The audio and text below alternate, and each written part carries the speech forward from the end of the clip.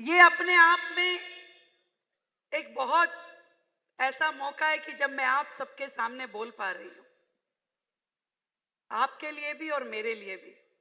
मैं अक्सर ये बात बताती हूं कि मैं अग्रवाल समाज की उस साधारण परिवार की बेटी हूं जहां 4 बहनें और एक भाई का परिवार, और हम सब यहां बैठे हरियाणा वाले हो भाई। ज्यादा मौका तो देते नहीं हो, बहुत सोच समझ के देते हो। पिताजी ने जब कॉलेज में जाने के लिए कहा तो कहे बेटा गर्ल्स कॉलेज में एडमिशन लियो, ये फीस ले जा, ये मार्कशीट ले जा, जाके गर्ल्स कॉलेज में एडमिशन लियो।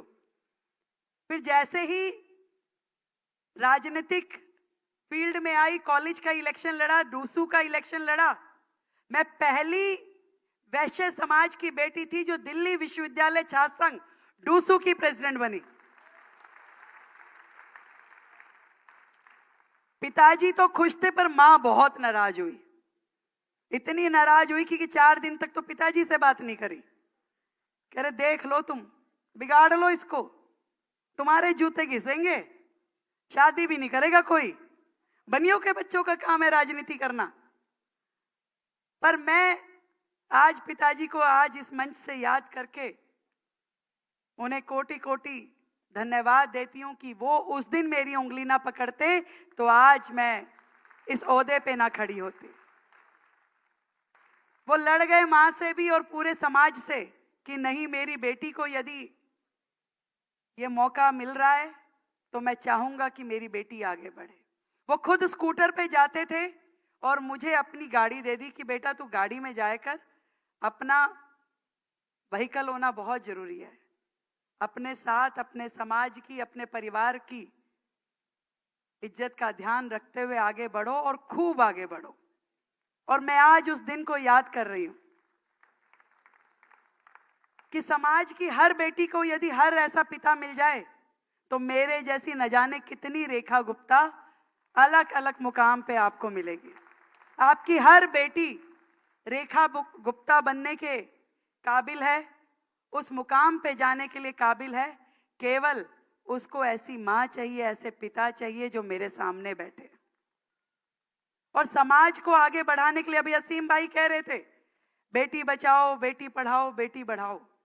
और समाज में यदि आपने इस बात को गांठ बांध लिया कि हमारी बेटी भी आगे बढ़ सकती है तो निश्चित रूप में पूरे देश में जहां भी सम्मान योग्य पद हैं वहां समाज की बेटियां आगे नजर आएंगी। आज भाई साहब दिल्ली सचिवालय भी आए नायब सिंह जी, सारे मीडिया वाले हैरान, कह रहे भाई कमाल हो गया, 2-2 प्रदेशों के मुख्यमंत्री। यहां तो कार्यालय में पहले कोई आता नहीं था सचिवालय में, क्योंकि पहले वाले मुख्यमंत्री तो कोसते ही रहते थे, कभी हरियाणा सरकार को, कभी प्रधानमंत्री जी को, कभी एलजी साहब को। कह रहे अब क्या हो रहा है, यहाँ तो बताओ मुख्यमंत्री जी ऐसे कैजुअली आ रहे हैं कि हाँ भी आए हम दिल्ली प्रांत में, और बैठे बैठे कई चीज तो वो खड़े खड़े दे गए। मैंने कहा भाई साहब पानी, कह रहे बता कितना चाहिए। मैं कहा भाई साहब ये बता क्या चाहिए। मैं कहा बताओ और क्या चाहिए भाई, एक बार जोरदार ताली बजा दो, दिल्ली वालों जो मांगोगे मिलेगा।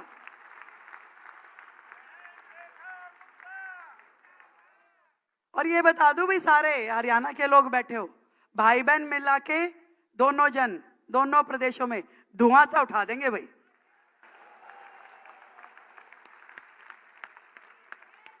भाई ये जो भाषा है ये हरियाणा वाला ही समझ सकता है, और किसी की समझ में भी नहीं आवे कि कहेंगे धुआं सा। ये रिपोर्टर खड़े हैं कहेंगे धुआं सा क्या होता है भाई।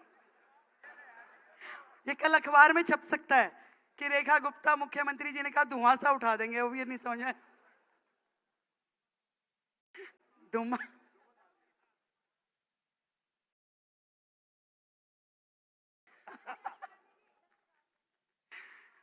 बहुत बहुत बधाई, साधुवाद आप सभी को।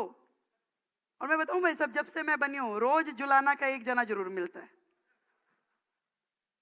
और मुझे आज भी अपने प्रांत से, अपनी जड़ों से, अपने गांव से बहुत प्यार है और मेरा दिल वहां बसता है। मुझे लगता है कि जब कोई हरियाणा प्रांत से कोई मिलता है तो मुझे बहुत आनंद की अनुभूति होती है, और मैं चाहती हूं कि हरियाणा प्रांत दिन प्रतिदिन तरक्की करे, हमारी गाड़ी साथ में लेके चले। भाई हम तो हैंगर डाल के रखेंगे ना, जहां जहां हरियाणा जाएगा साथ में जाएंगे। मिलकर आदरणीय प्रधानमंत्री नरेंद्र मोदी जी के नेतृत्व में काम करना है, विकसित भारत की दिशा में, विकसित दिल्ली, विकसित हरियाणा, ये सब जो पूरा का पूरा देश है, ये हमारी मातृभूमि है। मातृभूमि आगे बढ़े। अभी बार बार नरेश आर्यन जी कह रहे थे छुट्टी करा दो, छुट्टी करा दो। भाई एक बात बताओ, ये जो वैश्य समाज है ना, इनको अगर 1 घंटे और कोई ग्राहक आने वाला हो तो 1 घंटा बैठ के दुकान खोल के रखते हैं। तुम जबरदस्ती कह रहे हो छुट्टी करा दो, छुट्टी करा दो। कोई ना करना चाह रहा छुट्टी।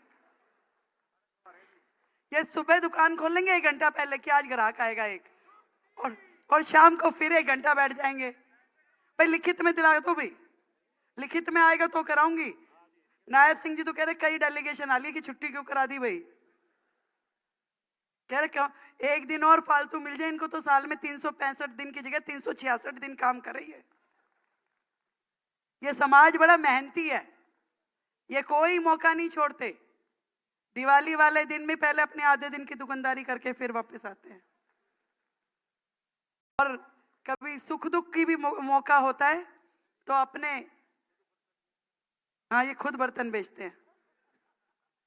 पर भाई मेरे को तो आपकी बहन हो, जो कहोगे वो कर दूंगी।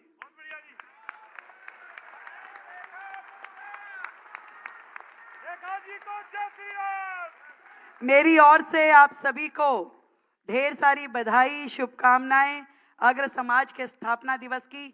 और मैं भी ईश्वर के चरणों में यही प्रार्थना करती हूं कि मैं समाज का, देश का, दिल्ली का नाम रोशन कर सकूं, एक ऐसी बहन बनकर जिस पे आप सभी को गर्व हो। बहुत बहुत धन्यवाद। बहन जी ने बहुत बड़ी घोषणा कर दी, जोरदार एक बार तालियां बजाएं। हमारे पितर, हमारे भगवान की छुट्टी का दिन, इन्होंने कहा है कि सारे तालियां बजाएंगे तो जरूर हो जाएगी।